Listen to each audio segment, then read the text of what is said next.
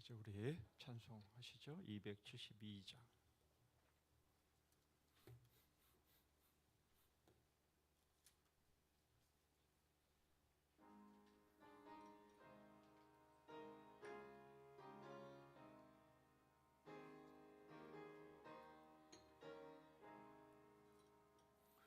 고통의 멍에 벗으려고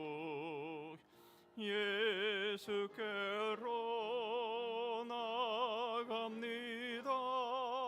자유와 기쁨 베푸시는 주께로 갑니다.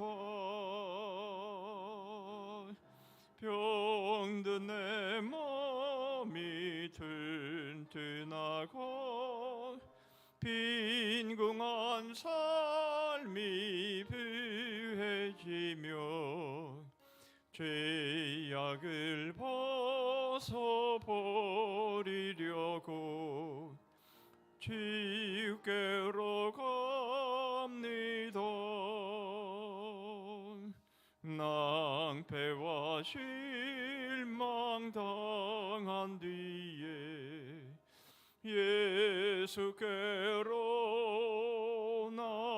나갑니다. 십자가 인내 받으려고 주께로 갑니다. 슬프던 마음 위로받고 이 생의 풍파 잔잔하며 영광의 찬송 부르려고 주께로 갑니다. 교만한 마음을 내버리고 예수께로 나갑니다. 복되신 말씀 따르려고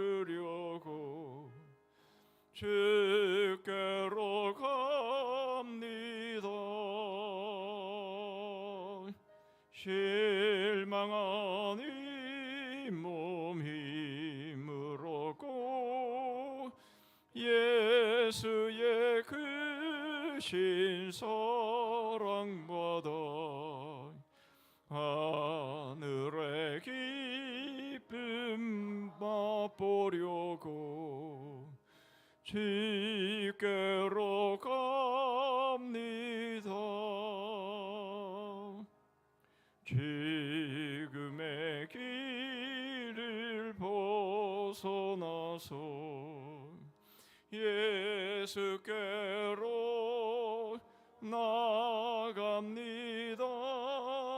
영원한 집을 바라보고 주께로 갑니다. 멸망의 포구에 나와 평화의 나라 다다라서 영광의 주를 배우려고 주께로 갑니다.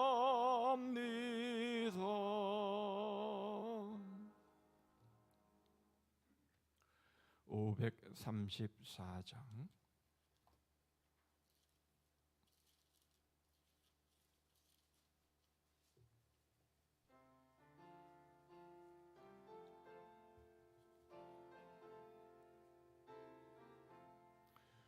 주님 찾아오셨네.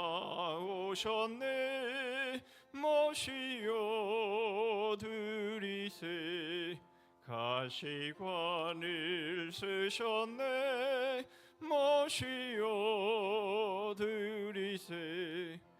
우리 죄를 속하려 십자가를 지셨네. 받은 고난 크셔라 모시어 드리세. 보라 성자 오셨네. 모시어 드리세. 영광 중에 계신지 모시어 드리세. 헛된 교만 버리고 이리 그주 모시어 영원 복락 누리세. 모시어 드리세. 겸손한 자 찾도다 모시어 드리세. 하늘에서 부르네 모시어 드리세. 좋은 자리 드리고 지시를 내구하세. 하늘나라 세세. 모시어 드리세. 주여 내가 믿으니 어서서 오소서. 주여 환영하오니 어서서 오소서. 생명길로 이끄사 슬픔이로 하시고 진리 알게 하소서. 오소서 오소서. 아멘.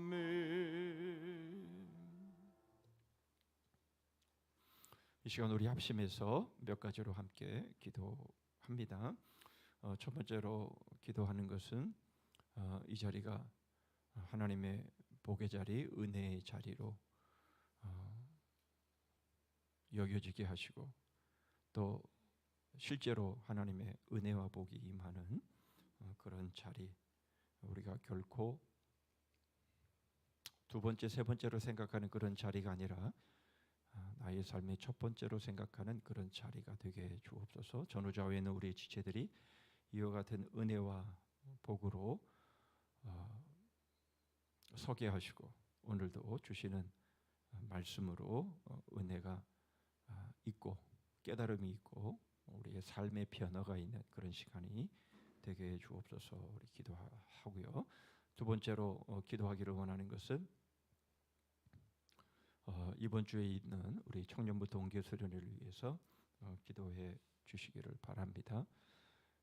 늘 우리는 다음 세대가 다른 세대가 되지 않게 해달라고 기도하지만 그러나 우리가 정말 얼마나 관심을 가지고 있고 형식적인 기도가 아니라 정말 마음으로 우리의 다음 세대를 걱정하고 우리가 위해서 기도하고 있는지 우리 한번 돌아보면서 이번 청년부 동계 수련회가 변화가 있고 또 회심이 있고 큰 은혜가 있는 그런 수련회가 될 수 있기를 위해서 기도해 주시고요. 아울러서 하나 이제 상반기 신방이 시작이 됩니다. 신방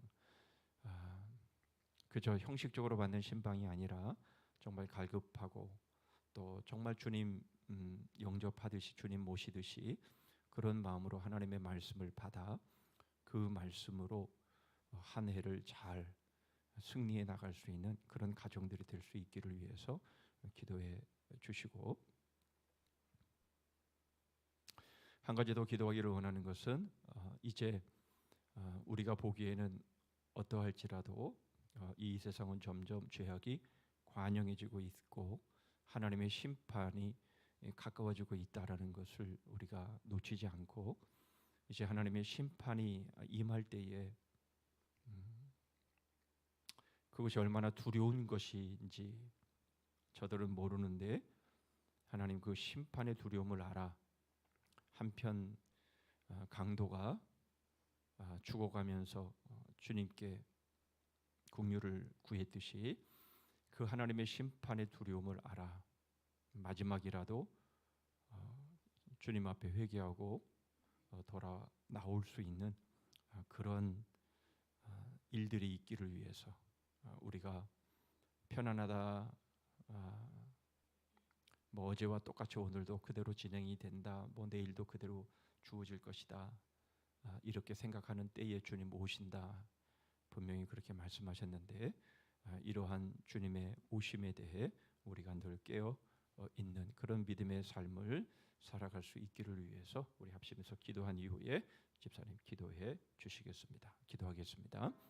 하나님 감사합니다. 오늘도 수요 기도회로 저희 모이게 하여 주시고 하나님의 말씀을 듣게 하시며 하나님의 말씀으로 은혜 받게 해주시고 하나님의 말씀이 저희들의 심령을 살리고 저희들의 심령이 깨어있는 그런 믿음의 삶으로 나아갈 수 있게 하시오니 감사합니다.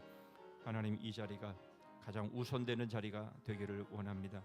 하나님의 말씀을 참으로 귀하게 여기고 하나님의 말씀을 소중하게 하나님 대함으로 인해서 하나님의 말씀의 깨달음과 하나님의 말씀의 은혜가 이 시간에 있기를 원합니다.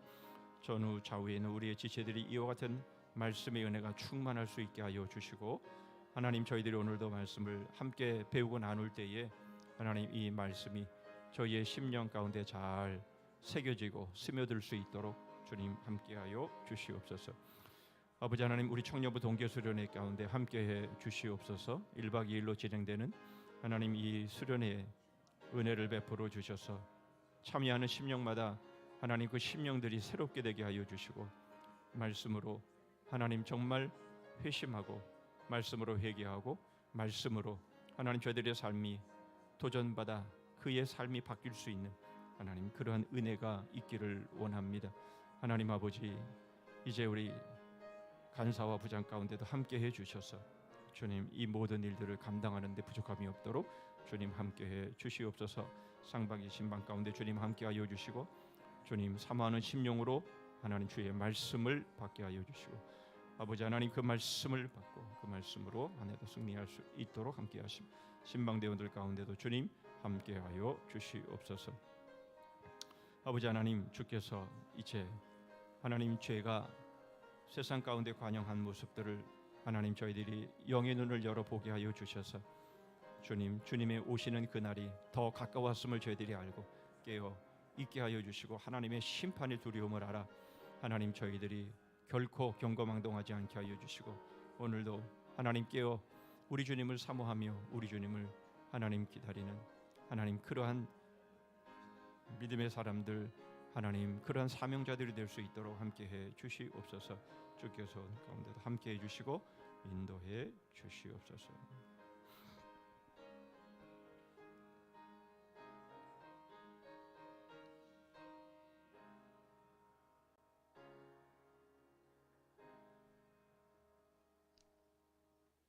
우리를 변함없는 사랑으로 인도해 주시는 하나님 아버지 감사합니다. 막바지 추위 속에서도 복음의 자세로 서로를 품게 하시오며 수요 기도를 인도하여 주시며 주의 젖에서 하나님께 영광을 돌리게 예배드리게 하신 은혜에 감사드립니다. 아멘. 예배를 사모하는 마음과 감사하는 마음에 주의 전을 찾아 사오니 주께서 강등하시고 연약하고 부족한 저희들을 사랑하셔서 크신 은혜를 베풀어 주시기를 기도합니다. 아멘. 택함을 입어 영생을 선물 받은 우리들입니다. 비록 세상에 발을 딛고 살고 있지만 우리의 시민권은 저 하늘에 있는 고로 항상 천국을 바라보며 살아가는 성도들이 되게 하시고 현실의 모든 어려움을 믿음으로 이기며 내일에 대한 소망을 잃지 않게 하여 주시옵소서. 이 시간에 함께하지 못한 권사님께 팔이 아파서 다리가 아파서 함께하지 못하는 성도님께도 그립습니다. 육체적으로 말을 못하는 권사님과 암으로 투병생활하는 집사님과 여러 성도님께도 안타깝습니다. 하나님의 교회를 사랑하고 저희들과 함께 예배를 드려야 했던 저희들에게 치유의 은혜를 베푸셔서 일으켜 주시옵소서. 아멘. 또한 성경 통독을 위하여 수고하시는 모든 사역자와 성도들께도 함께 하소서. 끝까지 포기하지 않도록 하여 주시옵소서. 구정 날씨도 고향으로 다녀온 모든 성도들 위에도 함께할 수 있도록 부모님과 믿지 않는 성도들께도 마음의 문을 확실히 열어놓게 하시옵소서. 세계 곳곳에서 일어나고 있는 전쟁을 멈추어주게 하시옵고 세계에서 이상 기온으로 고통당하는 사람들께도 하나님께서 함께할 수 있도록 하여 주시옵소서. 청년부 겨울 말씀 축제와 중고등부 겨울 말씀 축제를 통해서 말씀 전하시는 성도님과 목사님 위에도 함께하여 주시고 청년고와 중고등부 학생들께도 함께하여 주시옵소서. 또한 모든 교사들 위에도 함께하여 주시옵소서. 또한 30개의 분리개척교회와 300명의 선교사 파송이 속히 이루어지게 하시옵소서. 모든 우리 성도들이 하나가 되어서 하나님 나라의 꿈이 이루어질 수 있도록 하시옵소서. 북한과 미국 정권이 상호 협력하고 도움 주는 관계로 회복하게 하시고 북에서 지하교회에서 수고하시는 성도님들 위에도 함께할 수 있도록 하시옵고 북한의 정권이 핵과 미사일을 포기하고 남북이 평화의 복음을 통일을 이루게 하시옵소서. 거룩하신 주님, 외국에서 선교의 사업을 위해 하시는 우봉성 예열림 선교사님과 아등과 시영사님 선교사님 위에도 하나님이 계획하신 일을 잘 감당할 수 있도록 허락하여 주시옵소서. 2월달과 3월달에 복음터 대신방이 시작되어 싸우니 한 명도 빠지지 않도록 하여 주시옵소서. 하나님 은혜 안에서 참석할 수 있도록 하여 주시옵소서. 말씀을 전하시는 목사님 위에도 암세포의 성장이라는 기독교 강요에도 은혜 받게 하시옵고 우리 성도들 모든 사람들이 그 말씀을 잘 듣고 깨닫게 하여 주시옵소서. 깨달음에서 그치지 않고 그 말씀을 삶에 적용하게 하옵소서. 성령의 날이 성금의 말씀을 지하게 드러나게 하시고 회개하게 하옵소서. 이 땅에서 그리스도의 향기를 품으며 예수님과 향기가 드러나게 도와 주시옵소서. 예수 그리스도 이름으로 기도하옵나이다. 아멘.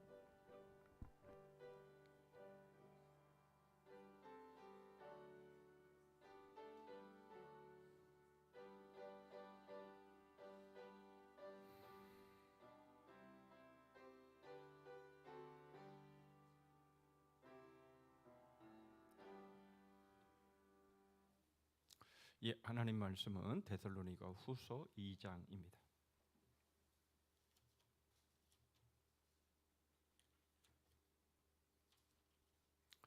데살로니가 후서 2장 2절과 4절, 2절로 4절까지입니다. 제가 읽습니다. 영으로나 또는 말로나 또는 우리에게서 받았다 하는 편지로나 주의 날이 이르렀다고 해서 쉽게 마음이 흔들리거나 두려워하거나 하지 말아야 한다는 것이라. 누가 어떻게 하여도 너희가 미혹되지 말라. 먼저 배교하는 일이 있고 저 불법의 사람 곧 멸망의 아들이 나타나기 전에는 그날이 이르지 아니하리니 그는 대적하는 자라. 신이라고 불리는 모든 것과 숭배함을 받는 것에 대항하여 그 위에 자기를 높이고 하나님의 성전에 앉아 자기를 하나님이라고 내세우느니라. 아멘. 우리 주제가 부르시죠?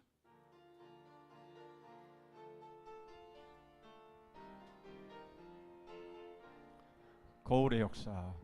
거울의 역사 뿌리 깊은 나물 마음에 심긴 씨앗 벌레 먹은 씨앗 아모책 해설책 어머니와 아들 태양과 반딧불 남편과 내 엄지 손가락 맹인 코끼리 만지기 바람나나네 사몬의 신비 철조망의 기적 부전자전 보이지 않는 손 그림 퍼즐 토기장이 바이러스 쇠고랑 4절 가정학교 KS 마크 보물 담긴 질그릇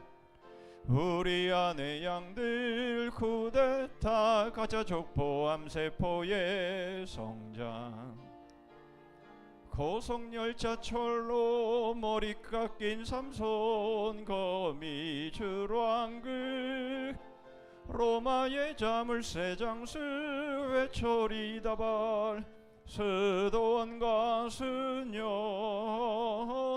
임금님의 도장 올인 예시 대줄의 신비 가족 밥상 식중독 가장행렬 투표함.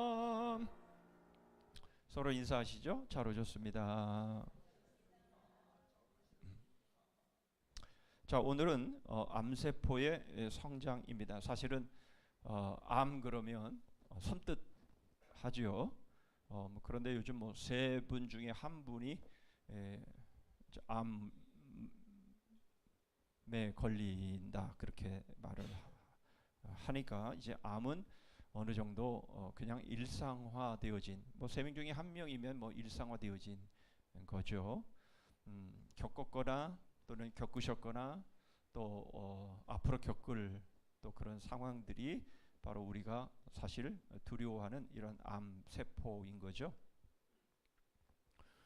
그런데 우리가 잘 아는 것처럼 이 암 세포는 모르게 퍼집니다. 알면서 퍼진다면요, 그것이 무엇이 문제겠어요? 그런데 알지 못하는 상황 속에서 퍼져나가는데 문제는 손을 쓰기에 너무 늦는 바로 그러한 시기가 되어버리면 그것은 이제 죽음으로 연결되었다라는 것이죠. 요즘은 정말 의술이 굉장히 많이 발달해서 제가 이 부목사로 막 사역을 할 때에 암이 이미 전이됐다라고 하면 거의 이제 상황이 어렵다. 그래서 상황적으로 보면 전이되어져서 여기저기 퍼져 있으면 거의 어떻게 손 쓸 수 없는 그런 상황인데 요즘은 그렇게 안 하더라고요. 그러니까 요즘 제 친구의 경우를 놓고 보더라도 이게 이미 퍼졌는데 그 퍼진 암에 이제 그 약물을 투여해서 그것을 줄여서 그것이 줄어들게 해서 항암 투여를 통해서 줄어들게 해서 그리고 수술을 해서 2차에 걸쳐서 수술을 해서 이렇게 또 건강을 회복해 나가는 그런 모습들을 보면서 많이 의술이 발달하기는 했지만 그럼에도 불구하고 암세포가 결국은 우리의 생명을 앗아가는 그런 결과를 가져온다라는 것을 우리가 다 알고 있는 것이죠. 자, 그렇다면 암세포는 뭐냐? 우리의 영적인 암세포는 뭐냐? 그것을 우리가 배울 텐데요. 우리가 계속해서 교황에 대해서 교황 주의 또는 교황 제도 뭐 이런 것에 대해서 우리가 계속 보고 있지만 그냥 그것은 저들만의 문제가 아니다라는 것이죠. 그러니까 오늘 우리가 교황에 대해서 오늘까지는 이제 교황에 대해서 배울 텐데요. 교황에 대해서 배우면서 우리의 문제, 저들의 문제는 우리의 문제이기도 한데요. 결국 저들은 우리랑 달라. 우리는 저들과 달라. 이렇게 생각하면 안 되는 거죠. 우리 안에도 얼마든지 그럴 수가 있는데요. 우리가 그 이스라엘 백성들 유대인들의 모습을 보면 우리는 그것을 잘 알 수 있는 것이에요. 그렇죠? 그들만의 문제가 아니었다라는 거예요. 그것은 오늘 우리의 문제이기도 한 것인데요. 하나님을 잘 믿는 그 당시의 종교 지도자들이 하나님의 아들을 십자가에 못 박아 죽이는 그런 일들이 얼마든지 일어날 수 있다라는 거예요. 그렇죠? 독일만 하더라도 보세요. 독일만 하더라도 그 히틀러를 리더로 세워서 그들이 누구예요? 다 독일 교회였어요. 교회. 물론 그 소수의 사람들은 저항했고 뭐 그렇게 했지만 그럼에도 불구하고 독일 교회 거의 대부분이 히틀러를 추앙하고 해서 수없이 많은 유태인들을 죽이고 그 유럽을 전 세계를 공포의 도가니로 몰아넣는 이러한 일들이 일어나는 거예요. 그런 것들을 우리가 생각한다면 이 교황 이거 저 사람 다른 종교 얘기고 뭐 꼬리 짝 옛날 얘기인데 뭐 그걸 자꾸만 그런 것들을 우리가 들어야 돼. 이렇게 우리가 흥미를 잃을 수가 있는데 여러분 그렇게 접근하시면 오늘 정말 재미없는 거고요. 그렇게 접근하지 마시고 저 사람들의 문제는 언제든지 나의 문제가 될 수 있고 우리의 문제가 될 수 있다라는 거 그것을 염두에 두셔야 돼요. 그래서 오늘 이 교황의 이게 왜 이렇게 됐냐 말이죠. 초대교회 때는 이런 일이 없었고 초대의 교부 시대로 가면서 이제 기독교가 국교로 공인되기 전 막 그런 상황에는 그런 일이 없었는데 왜 언제부턴가 저런 교황이라는 괴물이 나타나가지고 이런 식으로 마치 하나님의 그리스도의 대리자라고 하고 하나님의 자리에 서서 저렇게 행세하는 일들이 어떻게 그것이 가능했던가라는 것을 알아야 우리가 그런 부분들을 대처할 수 있는 것이고요. 사실은 말씀드린 것처럼 그것은 멀리 있는 게 아니라는 거예요. 이게 바로 우리 안에도 있는 것일 뿐만 아니라 내 안에 이러한 일들이 사실은 지금도 도사리고 있고 그런 일들이 일어나고 있다라는 것이에요. 집사님 기도해 주셨지만 정말 우리가 하나님의 말씀을 들으면서 정말 우리 자신이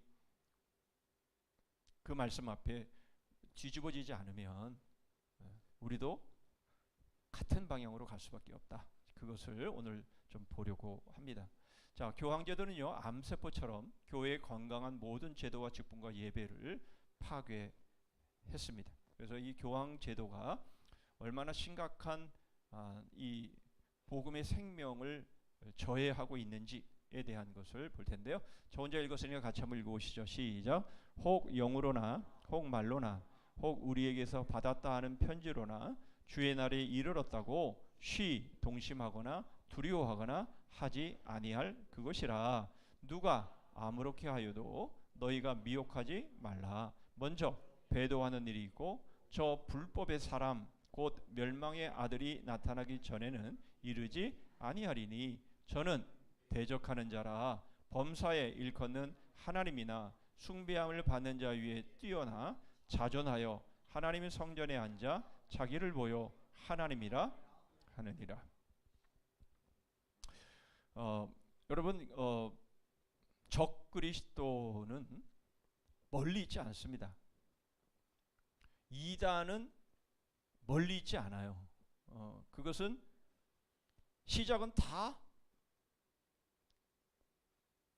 우리와 같아요. 그런데 점차 그것이 멀어지면서 문제가 되는 것이에요. 그렇죠. 결국은 우리가 뭐 초심을 잃지 말자라는 말을 참 많이 합니다만은 우리가 하나님의 말씀에 대한 우리의 초심을 잃어버리면 결국 우리가 하나님의 말씀에서 점차 멀어져 가면 우리도 그렇게 되는 거예요. 그러니까 적그리스도다 또는 대적하는 자다 또는 뭐 하나님의 성전에 자기를 보여 하나님이라고 하는 이러한 일들이요 저기 멀리 있는 게 아니에요. 예. 이게 우리 안에도 얼마든지 있는 것이고요. 마태복음 16장에 예수님께서 베드로의 신앙 고백을 들으시고 바요나 시몬아 네가 복이 있다라고 말씀하셨지만 바로 그 다음에 주님이 십자가를 말씀하실 때에 말리는 그런 장면을 통해 주님이 말씀하시잖아요. 사탄아 내 뒤로 물러가라. 여러분 언제든지 얼마든지 우리가 그렇게 될 수 있는 소지가 누구에게나 있는 거예요. 그러니까 여기서 말하는 대적하는 자 또 하나님의 성전에 앉아 자기를 보여 하나님이라고 하는 이런 모든 일들은 교황 한 사람에 대한 것만 지금 말하고 있는 게 아니다라는 거예요.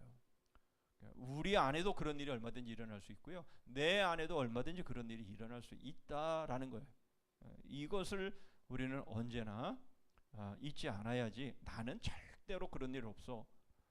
그렇지 않죠. 베드로가 나 절대로 주님 부인하지 않습니다. 제가 주님과 함께 어디든 가겠습니다. 그렇지만 닭이 2번 울기 전에 3번 예수님을 부인하는 그런 모습들이 바로 우리의 모습이라는 거예요. 이것을 우리는 결코 남 얘기로 들으면 안 된다라는 것이죠. 자, 그래서 오늘은 이 교황이 어떻게 해서 오늘의 이러한 제도까지 됐는지에 대한 것을 아주 간단하게 살펴봅니다.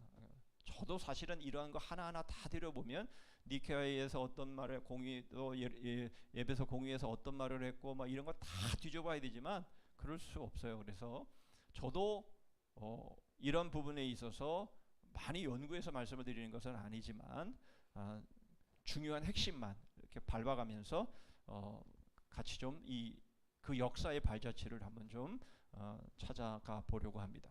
자, 처음 니케아 공의회와 에베소 공의회에서의 교황의 위치는 어떠했냐? 그러니까 이제 기독교가 공인이 되고 난 다음부터 사실은 문제가 시작이 된 거죠. 핍박이 있을 때는요, 타락이 없어요. 사실은요. 핍박이 바깥으로부터의 공격이 있을 때는요, 오히려 안은 더 정결합니다. 그런데 문제는 밖의 위협이 사라지게 되면 안에서 문제가 골마 터지게 되는 거예요. 꼭 그런 식이 되어버리는 거죠. 초기에는 그러지 않았다라는 거예요. 그러니까 기독교가 공인되어지는 바로 그 상황 속에서 니케아 회의나 에베소 공의회 4세기와 5세기에 이뤄진 공의회에서는 어떤 교황에 대해서 어떻게 말을 했냐면 로마 주교는 모든 성지자 가운데서 제일 가는 지위를 차지했다. 물론 이런 것은 어떤 대표적인 그러한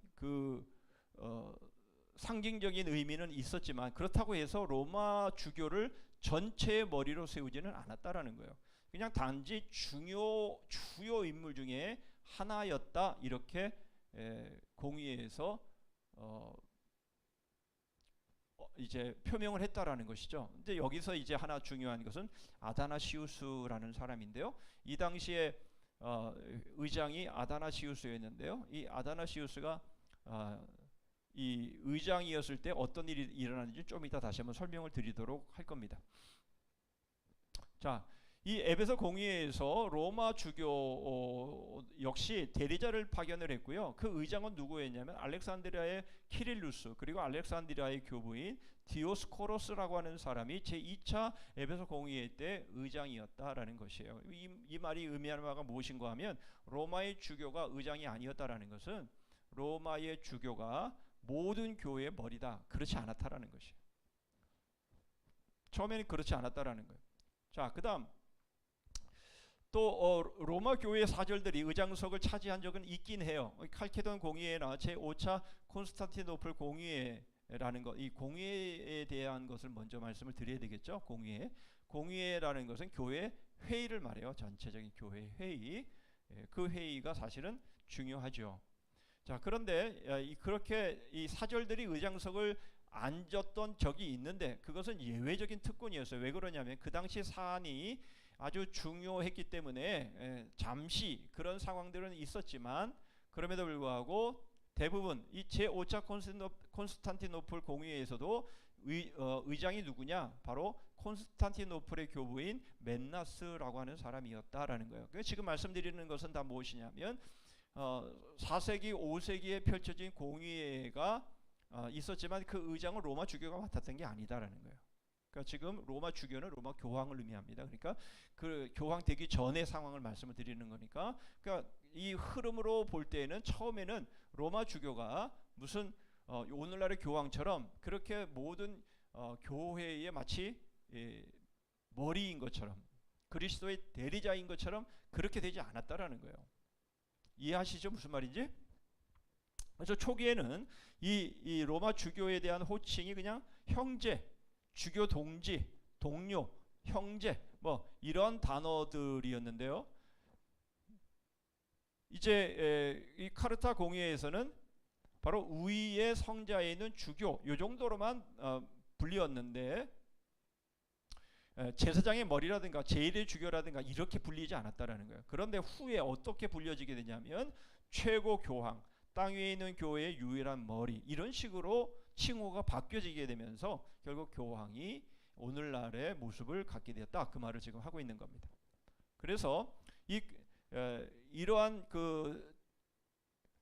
이 당시에 이 교황이었던 교황의 위치에 있었던 그레고리 1세라는 사람은요 이런 말을 했어요. 세계적인 주교라는 이러한 칭호는 이거는 안 되는 거다. 그렇게 누구도 그렇게 불러서는 안 된다. 그렇게 말을 하고 있습니다. 만일 세계적이라고 자칭하는 자가 과오를 범한다면 모든 교회는 그 위치로부터 몰락하는 것이다. 그렇게 말을 한 것이죠. 무슨 말입니까? 예. 여러분, 절대 권력은 절대 부패한다 라는 말이 있잖아요. 그거는 영적인 세계에서도 마찬가지인 거예요. 그러니까 사람은요 실수할 수 있고요. 사람은 죄를 지을 수 있고요. 사람은 잘못 판단할 수가 있는 거예요. 사람이 무오할 수는 없는 거예요. 마지막 결론 부분에서 또 말씀드리겠지만 사람은요 틀릴 수 있습니다. 그런데 그가 세계의 교회의 머리라고 한다면, 그가 틀리고 잘못되었으면 전부 다 교회를 어지럽히고 문제를 일으키는 일이 되는 것이기 때문에 누구도 자기를 가르쳐서 세계적인 주교다 이렇게 말하는 것은 있을 수 없다. 그리고는 여러 말을 이제 하게 되는데요. 자, 동일한 얘기입니다. 바로 그러한 얘기들은 다 적그리스도적인 것이고, 그것은 마치 이 계명성 루시퍼, 누굽니까? 사탄을 우리가 지칭할 때 이렇게 말을 하죠. 이렇게 제일 높은 자리, 하나님의 자리에 올라서려고 했던 이러한 자들, 이러한 일들이 되는 거다라는 거예요. 여러분, 이거 중요한 얘기입니다. 중요한 얘기예요. 여러분, 우리가 이미 예수 그리스도의 피로 우리가 대속함을 받았고, 이제 예수 그리스도의 피값으로 우리가 주님의 소유가 됐는데, 그런데 자기가 계속해서 자기의 주인된 자리에 앉으려고 하고 교만해져서 마치 자기가 자기의 인생의 주인인 양 그렇게 행세를 하게 된다면 그건 사탄의 모습이랑 다를 게 없다라는 거예요. 예. C.S. 루이스가 그런 말을 했습니다마는 사단에게 속는 두 가지가 있다. 하나는 뭐냐면 사단이라는 존재 자체를 인정하지 않으면 그거 속는 거다. 또 하나는 사단에 대해서 너무 많은 말을 해도 그것도 속는 거다. 두려움에 사로잡히기 때문에. 그러나 사단의 존재는 우리가 분명히 있는 거고, 우리가 사단의 이 역할이 어떤 건지를 우리는 분명히 알아야 우리가 대적해서 싸울 수 있는 거잖아요. 그렇죠? 그런 존재는 없어. 사탄이 그런 귀신 이런 게 어디 있어? 옛날 얘기지. 그렇지 않다라는 거예요. 오늘날에도 사단은 분명히 지금 역사하고 있는 것이고요. 사단은 우리를 늘 위협이나 미혹을 통해서 우리를 자꾸 야, 너도 하나님처럼 될 수 있어. 계속 하와를 꼬드긴 것처럼 우리를 계속해서 꼬드기는 거예요. 야, 네가 네 인생의 주인이지. 야, 네가 하지 않으면 누가 해. 이런 식으로 우리를 꼬드겨서 자꾸 하나님이 하셔야 될 일들을 우리가 하도록 만들고, 하나님의 자리를 자꾸, 주님의 자리를 자꾸 차지하게 만드는 이러한 미혹들이요 계속되고 있는 거예요. 그래서 이것을 그렇게 지적을 하고 있는 거예요. 아주 제대로 된 지적이죠. 자, 이사야 14장 12절 13절 14절에 바로 너 아침의 아들 계명성이요 어찌 그리 하늘에서 떨어졌으며 너 열국을 엎은 자요 어찌 그리 땅에 찍혔는고. 그렇죠. 결국 하나님의 자리에 오르려고 하다가 오히려 거꾸로 땅에 박혀버렸는데 아주 처참하게 망하게 되었다. 그 말을 하고 있는 거예요. 네가 네 마음에 이르기를 내가 하늘에 올라 하나님의 뭇별 나의 보좌를 높이리라. 내가 북극 지폐의 산 위에 좌정하리라. 가장 높은 구름에 올라 지극히 높은 자와 비기리라 했는데 결국은 어떻게 됐어요? 땅에 꼬라 박혔다라는 거예요. 그럴 수밖에 없잖아요. 그렇죠?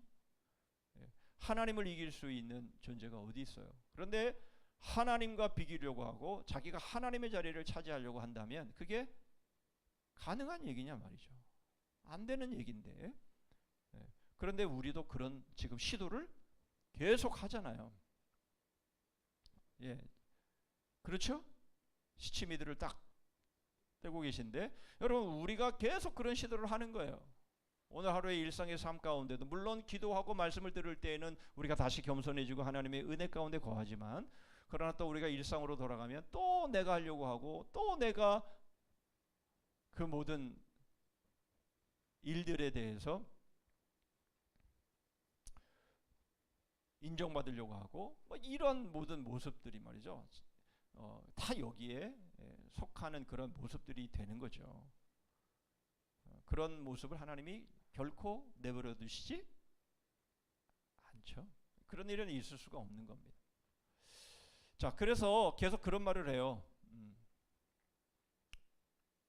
바로 이런 전 세계적이다. 이러한 것들, 이러한 말들을 하는 것은요.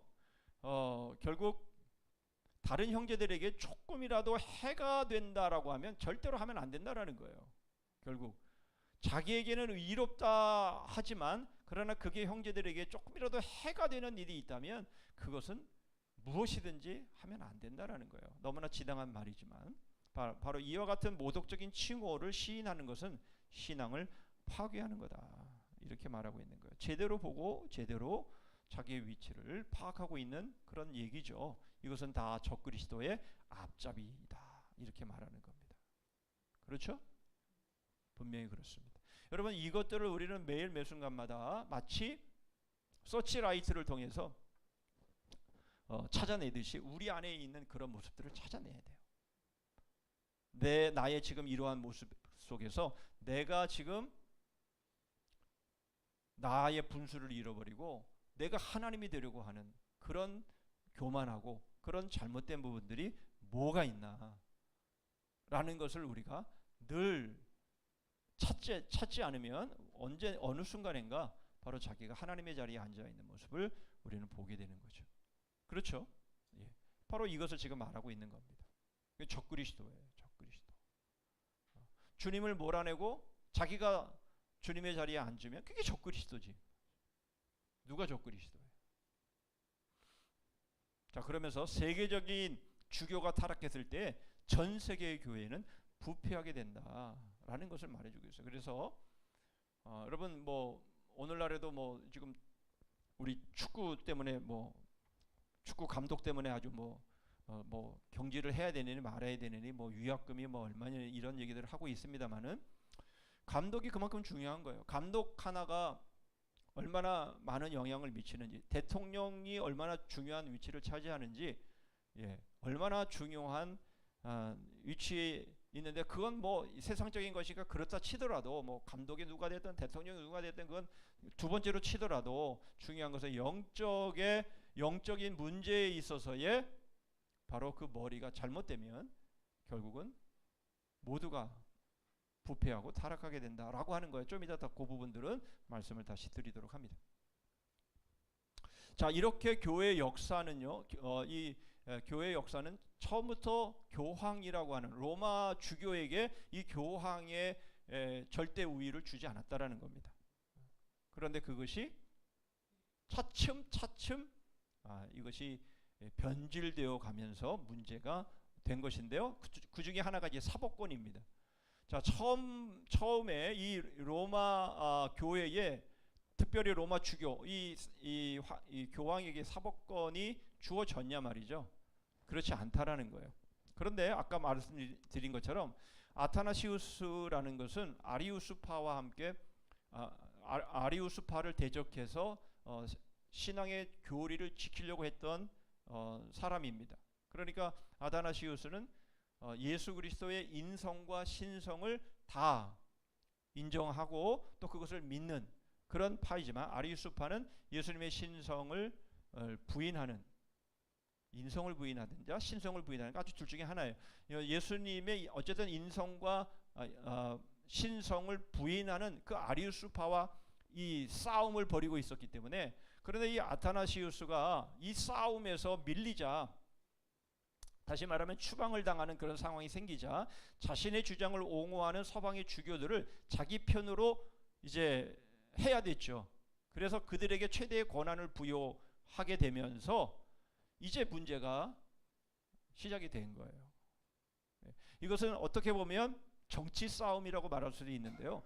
어쨌든 교리를 지키려다 보니까 결국 자기 편에 끌어들여야 하고 그리고 권한을 줘야 되고 이렇게 되는 과정 속에서 이런 일이 벌어졌다라는 것이에요. 이것은 사실 숨겨진 스토리라고 말할 수가 있을 텐데요. 어쨌든 간에요. 자, 이런 상황이 전개되면서 무슨 일이 있었냐면 바로 그 후에 그 어떤 교회에서 뭐 악하거나 그릇된 자들이 이제 너네 잘못됐어 이렇게 판결이 되면 거기에 승복하지 않고 회개하고 돌이키지 않고 어떻게 했냐면 로마 교회 권위에 이제 처리해 달라고 부탁을 하게 된 거예요. 요즘 우리 그 한국 교회 모습도 그렇잖아요, 그죠?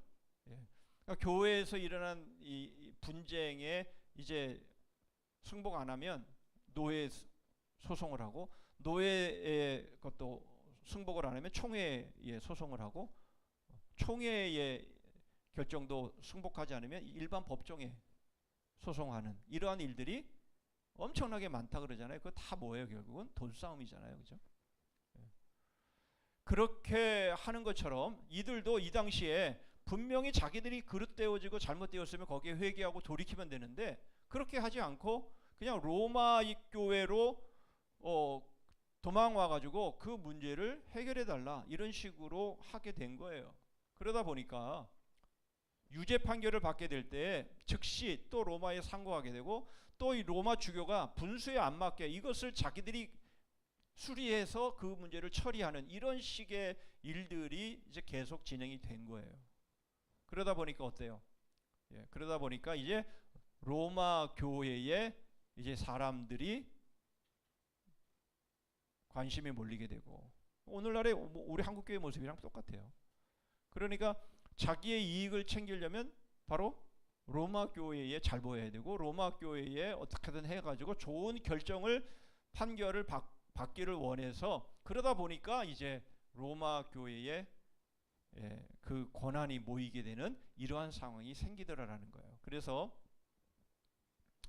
각 그 지방에서는 자기 소속의 대주교회에 의해서 임명되는 주교가 이제는 이러한 일들로 인해서 로마로 상경하는, 그래서 로마의 교회에 의해서 주교가 주교로 임명이 되면 더 마치 더 권위가 있는 것처럼, 그렇죠? 뭐 저 지방에서 주교가 되는 것보다는 로마에서 주교가 되면 더 막 어깨에다 힘주고 다닐 수 있는 이런 식의 모습들을 이제 보이기 시작한 겁니다.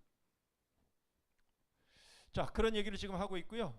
어쨌든 로마 주교는 자신의 관할 지역 이외의 사람들에게 대하여 어떠한 사법권도 행사함이 없었는데, 이제 점차 이런 식이 되면서 이제 사법권이 이제 행사되는 일들이 생겼다라는 거예요. 자, 그 말을 지금 하고 있고요. 자, 어떤 공의회관 간에 로마 주교에게 사법권을 인정하지 않았다라는 거예요. 그런 상황을 지금 얘기하고 있는 거고요. 그런데 이제 이러한 로마 주교 사법권의 첫 사례는 어떻게 주어지게 됐냐면, 황제가 어떤 문제를 이 로마 주교에게 당신이 좀 이 문제를 해결해 주십시오라고 해서 이러한 그 사법권의 첫 사례가 생기기는 했지만, 그럼에도 불구하고 황제가 주교에게 이 일을 위임한 것은 이 자체가 로마 주교의 사법권이 없었다라는 것을 증명해 주는 것이다 라는 겁니다. 자, 그리고 난 다음에 또 이것이 강화되어진 또 중요한 이유 중에 하나가, 로마 제국이 이제 흔들리게 되면서 이제 각 처에 있는 주교들이 로마의 주교와 점점 더 굳은 유대를 맺어야 되는 상황이 된 거예요. 그래서 로마 주교의 권위가 더해졌고요, 권능도 현저하게 증대된 거예요. 그래서 무제한의 지배 체제하는 거리가 먼 것이었지만 어찌됐든 간에 로마 주교의 권위가 점차 이러한 여러 가지 정치적으로 또는 사회적으로 이러한 로마의 주교가 권력이 집중되어지는 그런 상황으로 흘러갔더라라는 거예요. 자, 그레고리 1세의 말을 우리가 다시 한번 이제 생각을 해보면은요, 바로 모든 주교는 겸손의 원리에 의해서 평등하다. 어떤 주교도 높거나 낮은 것이 없고 모두를 향해서 그가 누가 되었든 어느 곳에서 주교를 하든지 간에 겸손함으로 서로를 섬겨야 되는데, 결국 주교 위에 또 주교가 있게 되고 이렇게 되는 이러한 일들이 결국 이러한 문제를 만들게 되었다라는 겁니다. 자, 어찌 됐든 다른 주교를 돕기 위해서는 얼마든지 좋은 일이지만, 그러나 결국 이것이 나중에 가서는 방해하고 오히려 질서를 깨뜨리는 상황이 되어버리고 말았다라는 겁니다. 자, 다른 주교들의 밑에 서지 않음과 마찬가지로 위에도 서지 않도록 규정되었다라는 것은 아주 중요한 말이죠. 자, 그런 상황 속에서 각 주의 수도인 도시에 제1의 주교자가 설치되면서 행정이나 이런 면들을 좀 잘 해 나가기를 원했는데요. 그런데 만약 그 수도에 놓여질 제1의 주교자가 만약 다른 도시로 가게 된다면, 다른 도시로 이제 이양이 된다면 대주교의 권리도 함께 이양이 돼야 되는데, 로마 교황 이노센트는 이것이 싫어서 결국 이 규칙을 반대했다라는 겁니다. 자, 예를 들어서 그런 거예요. 우리 교단의 상황은 아니지만 감리교회는요, 감독 제도가 있어요. 감독이 되면 교회들을 감독해야 되는 그 위치에 있는 사람은 자기 교회를 사임해야 합니다. 그런데 자기가 개척해서 교회를 세웠는데 그렇게 모든 자신의 그런 모든 역량이 다 들어가서 교회가 세워졌는데 자기가 감독을 해야 되는 상황이 되니까 교회를 사임하고 감독을 한다라는 것은 힘든 거죠. 그러니까 교회도 사임하지 않고 감독직도 수행하고, 이러한 상황으로 이게 변질되어져 가는 상황들이 생기게 되듯이 바로 로마의 주교도 그런 식으로 아주 좋은 거죠. 주 도시의 제1주교의 자리, 그러니까 뭐 높다라는 의미가 아니라 거기에 어떤 그 상징적으로 그 일들을 처리하는 그러한 권위를 줬는데, 그런데 이 도시가 이제 제2도시가 되고 제1도시가 다른 도시가 됐다면 여기서 제1주교의 권한도 이쪽으로 넘어와야 되는데 그렇게 하지 않았다라는 거예요. 그런 걸 지금 이야기를 하는 겁니다. 자, 그래서 이제 결정적으로 문제가 되는 것은 언제부터냐면 이때부터입니다. 자, 마우리티우스 황제를 살해하고 뒤를 이은 포카스라는 황제가 있는데요. 우리는 누가 누군지 몰라도 괜찮아요. 그런데 문제는 뭐냐면 이 사람이 그레고리 1세가 아까 우리가 살펴봤죠. 결코 구하지 않았던 바로 세계적 주교라고 하는 바로 그것을 보니파키우스 3세에게 허락을 한 거예요. 그래서 그때부터 로마가 모든 교회의 머리다, 이러한 상황으로 전개가 된 겁니다.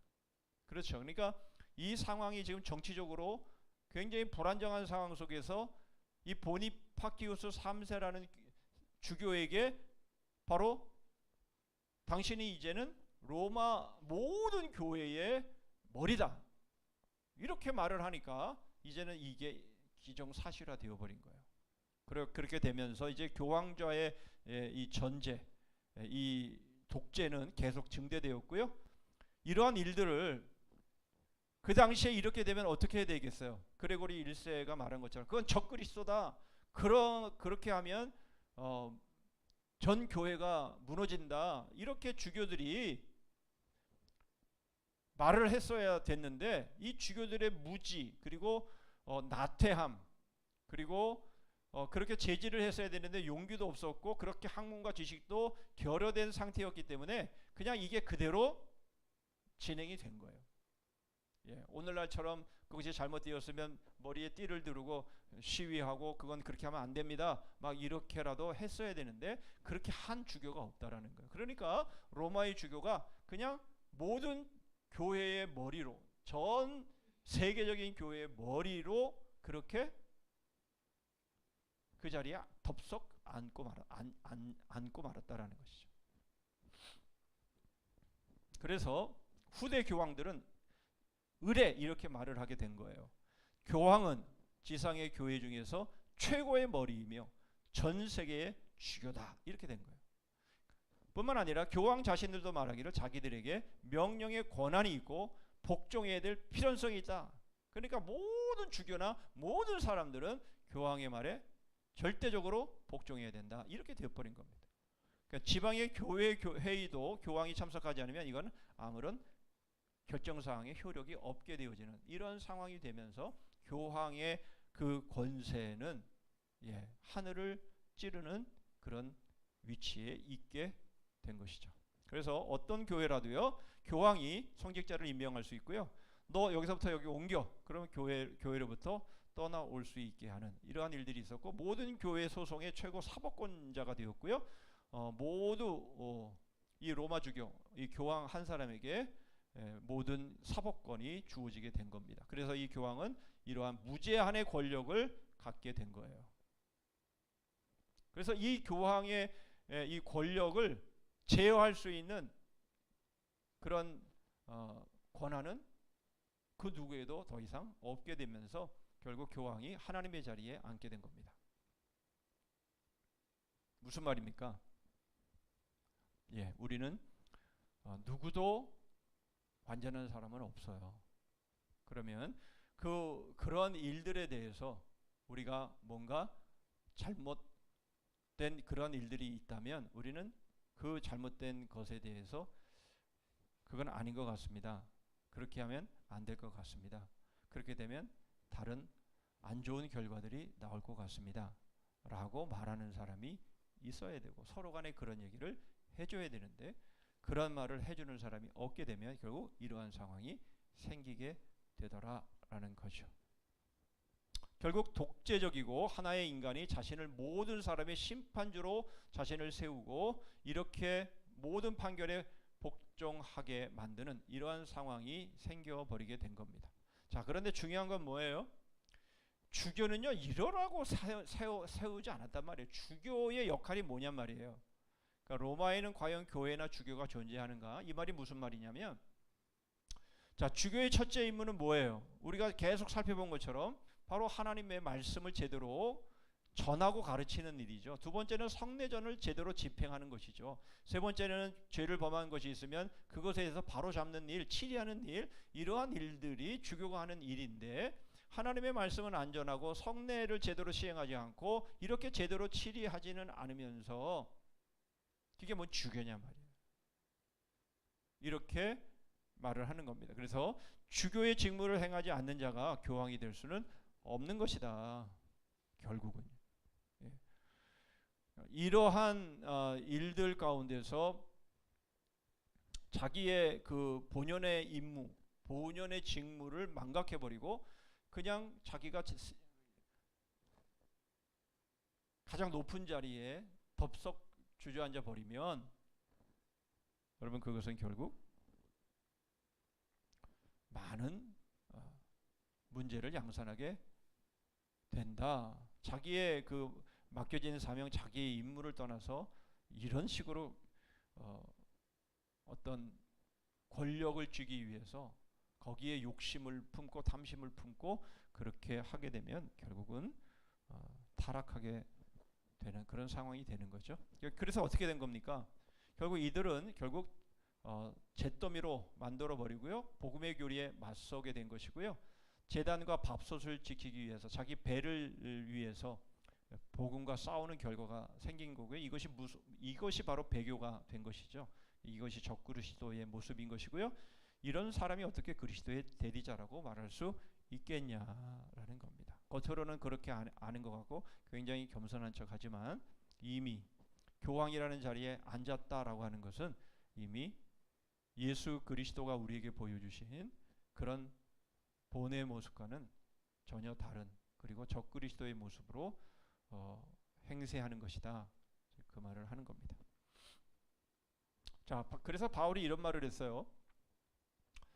데살로니가후서 2장 4절에 적그리스도가 하나님의 성전에 앉는다라는 말씀 우리가 아까 살펴봤던 바로 그 내용이잖아요. 자, 교황들의 바로 이런 사악한 행위와 이런 이단적인 가르침이 결국 어떤 식으로까지 나오냐면요. 아무런 신도 존재하지 않는다. 그리스도에 대하여 기록되고 가르쳐지고 있는 모든 것이 거짓이며 기만이다. 내 생과 최고벌에 대한 교리는 단순한 우하다. 이러한 엉뚱한 말들이 나오게 되는 것이에요. 그렇죠? 지난번에 말씀을 드린 것처럼 천주교 저쪽에서는 이 성경 66권만 하나님의 말씀으로 인정하지 않잖아요. 외경도 다 인정을 하고요. 교회 전통도 다 하나님의 말씀이라 인정하고, 특히 바로 교황청에서 결정되는 게 하나님의 말씀이다라고 말을 하잖아요. 결국 그런 일들을 통해서 결국 이러한 잘못되어진 그런 일들이 많이 양산되는 거죠. 그래서 오래전부터 로마 교황의 통상적인 종교가 되어버린 거고요. 거기서 바로 교황의 무오를 주장하게 된 거예요. 그런데 정말 이 베드로가 교황 일대 교황이라고 한다면 베드로도 무오해야 되잖아요, 그렇죠? 그런데 누가복음 22장 32절은 뭐라고 말합니까? 그러나 내가 너를 위하여 내 믿음이 떨어지지 않기를 기도하였노니 너는 돌이킨 후에. 예수님을 3번씩이나 부인했던 베드로의 모습, 그게 인간이라는 거예요. 결국은요. 베드로가 제1대 교황이라고요? 뭐 무오하다고요? 그런 게 어디 있냔 말이에요. 그런 사람은 없어요. 존재하지 않는 거예요. 또 보시면 요한 22세가 배교를 한 하나의 실예를 지금 들고 있는데요. 그는 뭐라고 말했냐면 영혼은 죽는 거다, 그렇게 말했어요. 그리고 육신과 더불어 부활의 날까지 죽어 있는 것이다, 이렇게 말을 했어요. 이것은 잘못된 주장이죠. 그래서 이것을 파리학파가 문제를 제기를 했어요. 그래서 요한 22세는 자신의 과오를 인정하기로 한 거예요. 그래서 교황의 무오성에 대한 주장은 마태복음 16장 23절에 아까도 말씀드린 것처럼 사단아 내 뒤로 물러가라, 너는 나를 넘어지게 하는 자로다. 바로 이러한 모습을 누구나가 다 갖고 있는데 어떻게 교황이 무오하다라고 말할 수 있느냐? 그렇지 않다라는 것을 단적인 예로 이렇게 칼빈은 들고 있는 겁니다. 자, 여기서 우리에게 이제 끝났는데요. 여기서 우리가 얻어야 될 교훈은 뭡니까? 서론에서 말씀을 드렸던 것처럼 이 땅에 무오한 사람은 한 사람도 없어요. 우리는 다 연약한 자들이고요. 나는 주님을 위해 지금이라도 죽을 각오가 되어 있지만, 그러나 실제로 현실적으로 현실의 문제에 우리가 부딪히면 우리도 얼마든지 베드로처럼 예수님을 부인할 수도 있는 연약한 자인 거예요. 그러니까 우리가 우리 자신을 믿을 수 없는 것이고요. 우리는 오직 예수 그리스도 안에 거하는 그 삶만이 결국은 우리의 신앙의 모습인데, 이거 이렇게 되지 않게 되면, 이런 식으로 변질되게 되면 얼마든지 사단이 되는 것이고요. 얼마든지 적그리스도가 되는 거고요. 얼마든지 하나님의 자리에 자기가 앉아서 잘못된 일을 하면서 그게 하나님을 위한 것이다 라고 말하는 거예요. 말이 됩니까? 하나님을 경외한다고 하는 사람들이 어떻게 하나님의 아들을 십자가에 못 박아 죽입니까? 그런데 그런 일들이 오늘날에도 똑같이 일어나는 거예요. 바로 이러한 일들을 과연 나는 어떤가? 말씀드린 것처럼 하나님의 말씀의 빛으로, 그 서치라이트로 우리 자신을 계속 비추고 우리가 그렇게 삐뚤어가지 않도록, 변질되지 않도록 우리는 해야 되고요. 그런 모습들이 보이면요, 그냥 내버려 두시면 안 돼요. 당신 그러면 안 돼. 당신 지금 대단히 지금 잘못되고 있어. 용기 있게 말해줄 수 있어야 돼. 물론 그것은 그가 분명하게 잘못됐을 때 그렇게 말해줄 수 있어야 돼. 아니 내가 뭔데, 뭐 나도 잘 못하는데 뭐 내가 뭐라고 그렇게 할 수 있어? 그런 것이 아니라 정말 그 영혼을 위한다면 여러분 결국 우리가 그렇게 해야 되는 것이 맞는 거죠. 자, 이게 암세포의 성장을 통해서 결국 교회가 망가져가는 그런 모습들임을 우리에게 보여주고 있는 겁니다. 기도하겠습니다. 자, 이 시간 우리가 함께 기도하기를 원하는 것은요, 내 안에는 이런 암세포가 과연 어떻게 스물스물 퍼져가고 있지는 않는지, 우리가 이런 부분들을 사전에 발견해서 잘라내지 않고 제거하지 않으면 결국 내 영혼 전체가 결국 망할 수밖에 없고 죽을 수밖에 없는 상황이 되는데, 나는 과연 지금 어떤 부분에서 지금 제대로 하나님의 말씀에 순종하고 있는지, 아니면 하나님 말씀에 순종하지도 않으면서 지금 내가 순종하는 척하면서 그게 마치 신앙인 것처럼 그렇게 행세하고 있는 부분들은 혹은 없는가? 다 있습니다. 없는 사람이 없어요. 우리가 그런 우리 자신의 모습을 말씀 앞에 세우고 회개하고 돌이켜서 결코 우리가 하나님의 자리에 서지 않도록, 섰다면 빨리 회개하고 돌이키고 끊어내고 그 자리에서 겸손의 자리로 내려올 수 있기를 위해서 기도하시고, 또 남은 3일도 그렇게 믿음으로 달려갈 수 있기를 위해서 같이 한 목소리로 기도한 이후에 제가 마무리 기도하도록 하겠습니다. 기도하겠습니다. 하나님 감사합니다. 암세포의 성장 말씀을 함께 나누었습니다.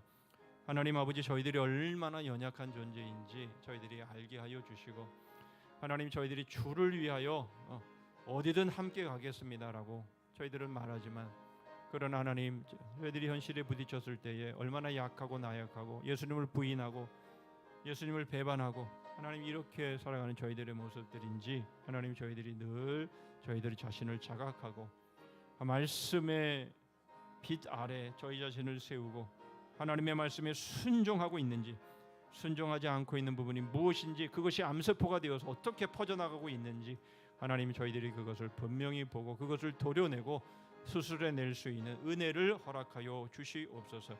아버지 하나님, 정말 저희들이 하나님의 자리를 차지하고 하나님만이 하시는 그 일들을 저희들이 마치 할 수 있는 것처럼 교만하게 오만하게 행함으로 인해서 땅에 박히는 하나님 그러한 일들 당하지 않도록 하나님 오늘도 겸손하게 무릎 꿇게 하여 주시고 겸손함으로 하나님 앞에 나아갈 수 있게 하여 주시고, 하나님의 말씀 앞에서 하나님 저희 자신을 주님 쳐서 복종시키며 하나님 앞에 삶을 나갈 수 있는 그런 삶 살아가는 저희들 되게 하여 주시옵소서. 주님 저희들을 붙잡아 주시옵소서.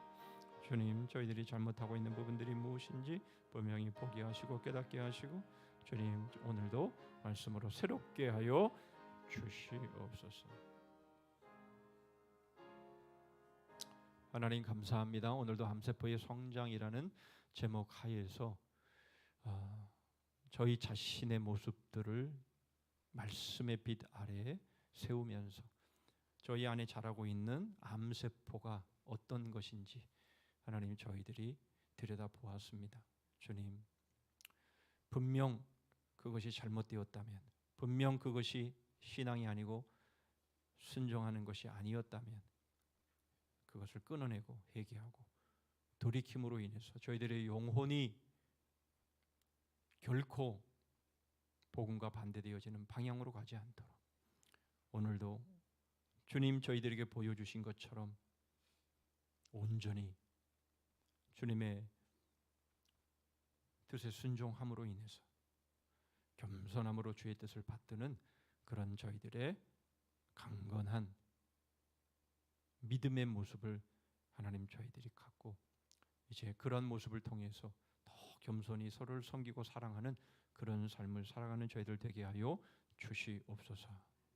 주님 하나님의 아들을 십자가에 못 박으면서 그것이 하나님을 믿는 것이라고 했던 그 유대인들의 모습들이 오늘날 현실적으로 얼마나 많은 잘못된 모습들을 통해서 나타나는지 하나님 저희들이 늘 그것을 깨달아 알아 날마다 매 순간마다 저희 자신을 처복종시키며 십자가 복음 앞에 설 수 있는 믿음의 사람들, 겸손한 사람들, 무엇에든지 옳고 무엇에든지 착하고 무엇에든지 칭찬받을 만한 그런 삶 살아가는 저희들 되게 하여 주시옵소서. 남은 3일도 하나님 이렇게 믿음의 겸손함으로 달려가는 저희들 되게 해주시기를 원하옵고 예수 그리스도의 이름으로 기도하옵나이다.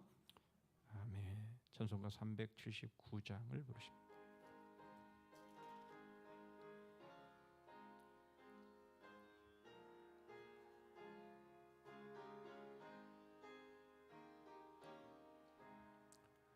내 갈 길 멀고 밤은 깊은데 빛 되신 주 저 본향집을 향해 가는 길 비추소서. 내 가는 길 다 알지 못하나 한 걸음씩 늘 인도하소서. 이전에 방탕하게 지낼 때에 교만하여 맘대로 고집하던 이 죄인 사하소서. 내 지은 죄 다 기억 마시고 주 뜻대로 늘 주장하소서. 이전에 나를 인도하신 주 장래에도 내 앞에 험산 줄령 만날 때에 더으소서. 밤 지나고 저 밝은 아침에 기쁨으로 내 주를 만나리.